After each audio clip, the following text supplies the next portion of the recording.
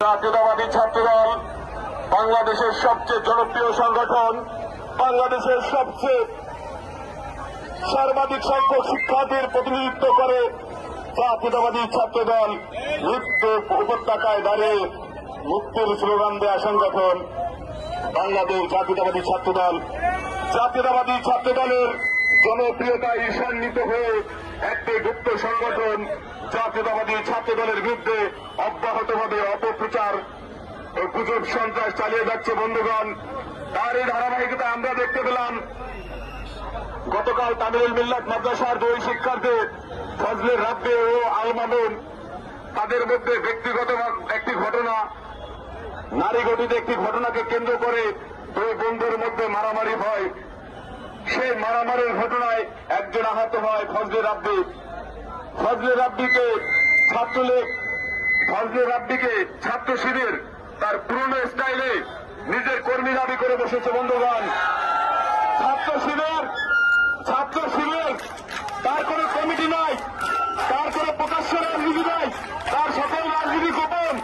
সে একসময় ছাত্রলীগের কর্মীকে স্বীকৃতি দিচ্ছে ছাত্র শিবিরের নেতা হিসেবে।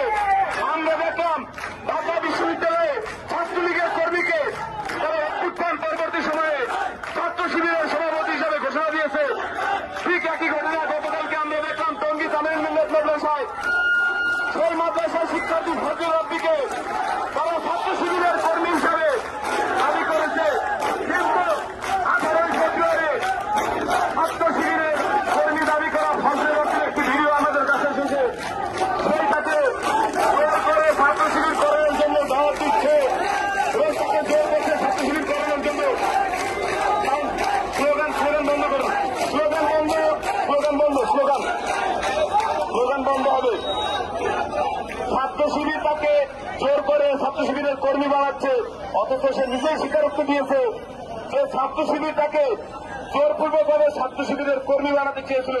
ছাত্র শিবিরের এই জোর করে কর্মী বানানোর যে উত্তপ্তকরণ, এটা সহ্য করতে না পেরে ওই ফজলে রাব্বি তামিল মিল্লাত মাদ্রাসা ছেড়ে সে বাইরে একটি মেস দিয়েছে।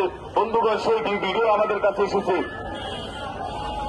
আমরা ছাত্র শিবিরকে বলতে চাই, আপনারা জাতীয়তাবাদী ছাত্রদলের বিরুদ্ধে যে অব্যাহত অপপ্রচার ও গুজব সন্ত্রাস চালিয়ে যাচ্ছেন, আমরা এটার প্রতিবাদ জানাই।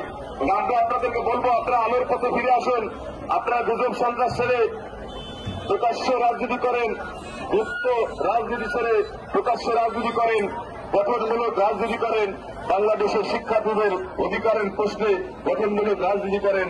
গোপন রাজনীতি বাংলাদেশের কোন মানুষ বরদাস্ত করবে না। বন্ধুগণ, যে ছাত্রলীগ আমরা দেখছি, যাহা ছাত্রলীগ তাহাই ছাত্র শিবির হয়ে যাচ্ছে। বন্ধুগণ, ছাত্র শিবির একটা মেশিন, এক সময় একটা মেশিন ছিল আওয়ামী লীগের, সেই মেশিনের ভিতরে রাজাকার পুশ করলে মুক্তিযুদ্ধ বের হতো। এখন শিবিরের কাছে মেশিন রয়েছে, সেই মেশিনের মধ্যে ছাত্রলীগ পুশ করলে শিবির হয়ে বের হয়। বন্ধুগণ, 16 বছর জাতীয়তাবাদী ছাত্রদল রাজপথে প্রকাশ্যে খুনি ফ্যাসিস্ট শেখ হাসিনাকে স্বৈরাচার বলে রাজপথে লড়াই সংগ্রাম করেছে। ফ্যাসিস্ট হাসিনার পতনের জন্য।